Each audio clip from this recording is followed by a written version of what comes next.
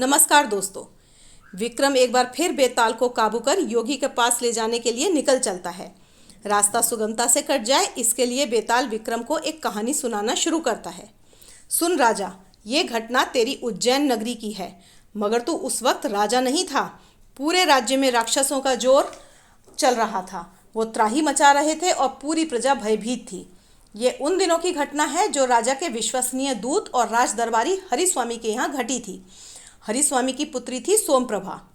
सोमप्रभा नृत्य कर रही थी। तभी वहाँ राक्षस आता है जो सोमप्रभा को नृत्य करते देख बड़ा प्रसन्न होता है। तभी वहाँ सोमप्रभा के पिताजी आ जाते हैं, जिन्हें देख वो राक्षस छिप जाता है।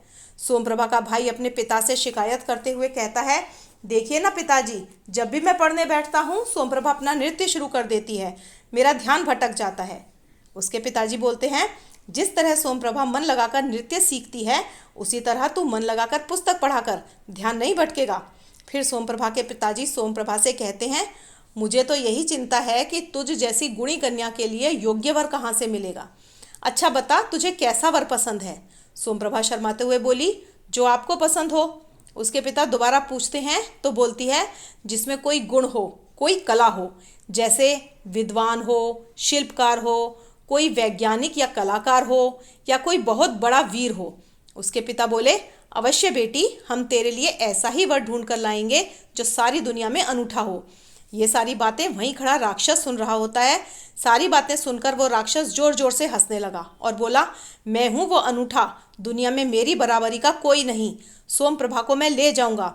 ये कहकर राक्षस वहाँ से जाने लगा। उस भयानक राक्षस को देखकर सोमप्रभा बहुत डर गई। इस घटना के कुछ समय बाद हरिस्वामी को राज्य के किसी कार्य से दूसरे राज्य जाना पड़ा। तभी एक और घटना हुई। जब हरिस्वामी पड़ोसी राज्य जा रहा था तो उसके काफिले पर कुछ लुटेरों ने हमला कर दिया और उनके साथ लाए धन और जेवरात लूटने लगे। ये सब घटना वहीं पेड़ पर बैठे एक वीर पुरुष ने देखी और बड़ी बहादुरी से उन लुटेरों का सामना कर उन्हें वहां से भगा दिया। हरिस्वामी ने उससे उसका नाम पूछा। उसने अपना नाम वीर सिंह बताया। हरिस्वामी ने कहा, बिल्कुल नाम के अनुरूप ही तुम्हारा स्वभाव है, बहुत वीर हो तुम। मैं तुमसे अपनी कन्या का विवाह करना चाहता हूँ। बहुत सुशील कन्या है मेरी और कई कलाओं में निपुण भी है। जब हरिस्वामी वीर सिंह से सोमप्रभा का विवाह पक्का कर रहा था, ठीक उसी समय उज्जैन का एक कवि उसके घर का दरवाज़ा खटखटा रहा था। दरवाज़ा सोमप्रभा की माँ खोलती है। कवि पूछता है कि क्या सोमप्रभा जी यहीं रहती हैं। उनकी सुंदरता से प्रभावित होकर मैंने उन पर एक कविता लिखी है, जिसकी प्रति मैं स्वयं उन्हें भेंट करना चाहता हूँ। कृपया उन्हें बुला दीजिए। यह सुनकर सोमप्रभा की माँ बड़ी प्रसन्न हो गई और उसने भी अपनी बेटी के लिए उस कवि को पसंद कर लिया। तभी सोमप्रभा के भाई का परिचय एक शिल्पी से हुआ। उसने शिल्पी से पूछा कि आप ये क्या कर रहे हैं। तो शिल्पी ने उसे अपने पास बिठाया और एक यंत्र में बिठाकर उसे आसमान में उड़ाकर ले गया। सोमप्रभा का भाई बड़ा प्रसन्न हुआ और उसने शिल्पी से पूछा कि क्या ये यंत्र तुमने बनाया है। शिल्पी बोला, हाँ, ये यंत्र मैंने ही बनाया है। बस फिर क्या था, सोमप्रभा के भाई को भी अपनी बहन के लिए एक योग्य वर मिल गया था। वो भी अपनी बहन का रिश्ता पक्का कर विवाह की तिथि अक्षय तृतीया वाले दिन की तय कर देता है।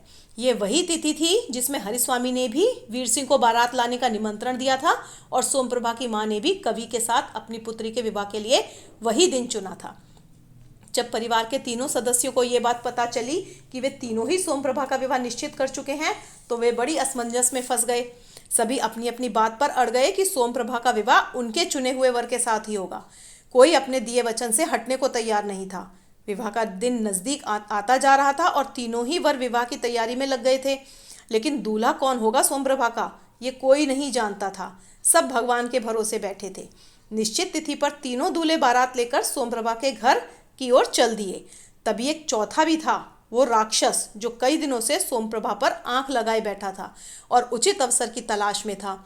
इधर तीनों ही दूल्हे सोमप्रभा के घर में विराजमान थे और उनमें भी सोमप्रभा से विवाह करने की बहस चल रही थी। इसी बीच वो राक्षस आया और सोमप्रभा को उठाकर ले गया। अब तीनों ही दूल्हे सोमप्रभा को बचाने के लिए चल दिए। कवि बोला, मैं सोमप्रभा और राक्षस दोनों को पहचानता हूँ। इस प्रजाति के राक्षस दक्षिण दिशा की ओर रहते हैं। शिल्पी अपना उड़ने वाला विमान ले आया और तीनों दूल्हे उस विमान में बैठकर दक्षिण दिशा की ओर चल दिए। वहां उन्हें वो राक्षस सोमप्रभा के साथ मिल गया।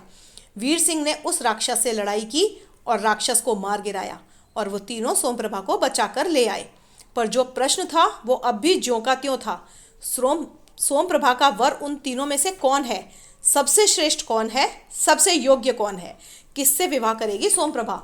सोमप्रभा का पिता हाथ जोड़कर उन तीनों से बोला, मैं आप लोगों का बहुत आभारी हूँ कि आपने मेरी बेटी की जान बचाई, परंतु मेरी प्रार्थना है कि सोमप्रभा का विवाह किससे होगा इसका निर्णय आप सोमप्रभा पर ही छोड़ दें। तीनों ने इस बात के लिए अपनी स्वीकृति दे दी। बेताल बोला, और राजा। सोमप्रभा ने आगे बढ़कर उन तीनों में से एक के गले में वरमाला डाल दी। अब बता, मानव मन को पढ़ने का अधिकार रखता है तो बता, सोमप्रभा की दृष्टि से सोचकर बता कि उसने किसके गले में वरमाला डाली होगी। वो कौन सौभाग्यशाली होगा जिसको उस सुंदरी ने अपना पति माना होगा। राजा विक्रम बोला, वीर सिंह को, जो उसके लिए उस राक्षस से लड़ा, उसे बचाकर लेकर आया। सोमप्रभा ने वरमाला वीर सिंह के गले में ही डाली होगी। बेताल बोला, क्यों, उस कवि के गले में क्यों नहीं जो उस पर कविताएं लिखता था, जो उसकी सुंदरता का पारखी था। और उस शिल्पी के गले में क्यों नहीं जो उसे उड़न खटोले में बिठाकर आसमान की सैर कराता। विक्रम बोला, नहीं बेताल, प्रेम करना, रूप की प्रशंसा करना ठीक है, जो केवल कवि ही नहीं करते बल्कि कोई भी कर सकता है, सभी करते हैं। कोई रथ बना लेना या विमान में उड़कर प्रेमिका तक पहुंच जाना भी कोई बड़ी बात नहीं। सोमप्रभा ने वरमाला वीर सिंह के गले में इसलिए डाली क्योंकि पति बनने का अधिकार सिर्फ उसी व्यक्ति को प्राप्त है जो अपनी पत्नी की रक्षा कर सकता हो, जो उसे हर विपदा से बचा सकता हो, जिसमें इतनी शक्ति हो। सोमप्रभा ने पति के रूप में वीर सिंह को ही चाहा और उसी के गले में वरमाला डाली। बेताल बोला, वाह विक्रम, तू बहुत समझदार है। अरे इस बार भी तूने ठीक उत्तर दिया, पर एक भूल कर गया ना। अब भूल कर गया तो भुगत। अब तू बोला और मैं चला। इतना कहकर बेताल फिर वहां से उड़ गया। तो दोस्तों, कैसी लगी आपको आज की कहानी विक्रम और बेताल की? पसंद आई तो प्लीज़ वीडियो को लाइक ज़रूर कर दें और चैनल को सब्सक्राइब करना बिल्कुल भी ना भूलें। मिलते हैं अगली वीडियो में, तब तक के लिए नमस्कार।